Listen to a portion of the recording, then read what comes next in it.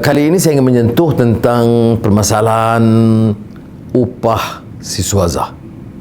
Saya agak terkesan dengan kaji selidik yang dikemukakan oleh Kementerian Pengajian Tinggi baru-baru ini yang menunjukkan bahawa pendapatan siswaza di antara RM1,000 hingga RM1,500 dan kekal selama 1 dekad atau 10 tahun.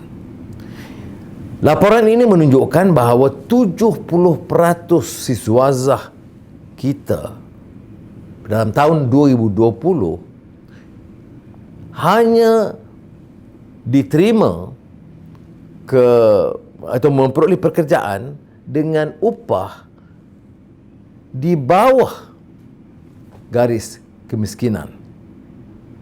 Dan ini tentunya amat membimbangkan kerana ia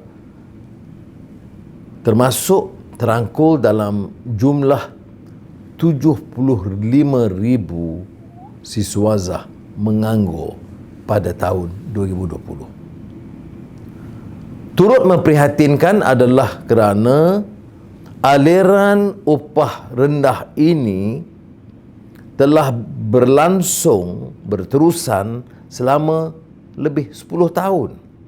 Dan kerajaan tidak boleh terus menyalahkan pandemik COVID-19 kerana telah membantut atau mengekang peluang pekerjaan kepada siswaza. Kaji lidik ini juga membuktikan tanpa ragu bahawa ekonomi Malaysia tidak mampu berkembang atau dijana dan tidak boleh membuka ruang dan peluang kepada anak-anak muda dengan keadaan sekarang tanpa beberapa perubahan struktural dalam negara kita. Apa dia perubahan yang dituntut untuk membolehkan ekonomi berkembang dan membuka ruang pekerjaan? Pertama, ketelusan termasuk dalam proses tender yang tidak berlaku sekarang yang membuka ruang kepada jenis-jenis rompakan kecil dan besar. Kedua, meningkat upaya persaingan di antara syarikat, di antara peluang supaya kita dapat jamin suatu keadaan yang lebih baik dan memilih yang lebih berupaya. Ketiga, GLC dengan pelaksanaan dan kecamuk dan masalah berbangkit tanpa pertanggungjawaban harus melakukan perubahan dan reform. Berikutnya, permasalahan yang sangat mendasar dan pokok adalah membuka peluang meningkatkan mutu pendidikan ke seluruh negara, bandar atau kota, termasuk yang miskin bandar, desa dan pedalaman, termasuk kawasan-kawasan masyarakat terpinggir dan pedalaman. Dan ini tanpa langkah-langkah reform dan perubahan ini, kerajaan PN dengan kemunduran, kelemahan pentadbiran dan cara kerajaan mengendali kerja pentadbiran tanpa ketelusan menyebabkan ini satu hal yang sangat membimbangkan kerana kita lihat siri-siri sektor perkilangan dan teknologi telah berpindah ke Malaysia. Pertama, tidak dapat menarik pelaburan asing. Keduanya, yang ada mulai berpindah. Dan peluang kepada anak-anak muda, siswaza itu hampir dan kian malap. Ramai yang kini mencari jalan, peluang untuk berhijrah, mengembara keluar. Dan tentunya ini akan juga memberi kesan kerana kepakaran tenaga profesional terbaik akan berpindah ke negara lain dan ini akan tambah menjejaskan ekonomi negara kita.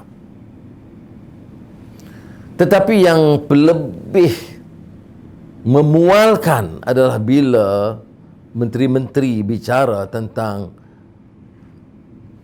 kedudukan upah yang harus diterima baik oleh siswaza, yang menunjukkan mereka itu tidak ada daya kreativiti dan tidak ada rasa belas ihsan terhadap orang yang terpaksa merangkak untuk mendapat peluang kehidupan yang lebih sederhana kalau tidak pun lumayan. Padahal dalam masa yang sama pembaziran berterusan dalam kerajaan. Pengagihan projek-projek tender kepada kroni dan penyokong-penyokong parti juga berterusan. Dan pemimpin-pemimpin walaupun tanpa kerja masih mengambil gaji besar dengan cara yang amat mewah.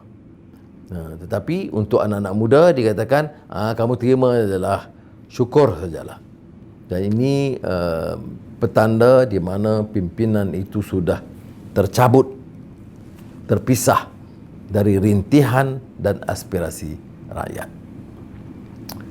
Dan dari sudut yang lebih luas, ia menunjukkan satu aliran yang amat negatif dan melihat kepada kedudukan dan perkembangan ekonomi semasa.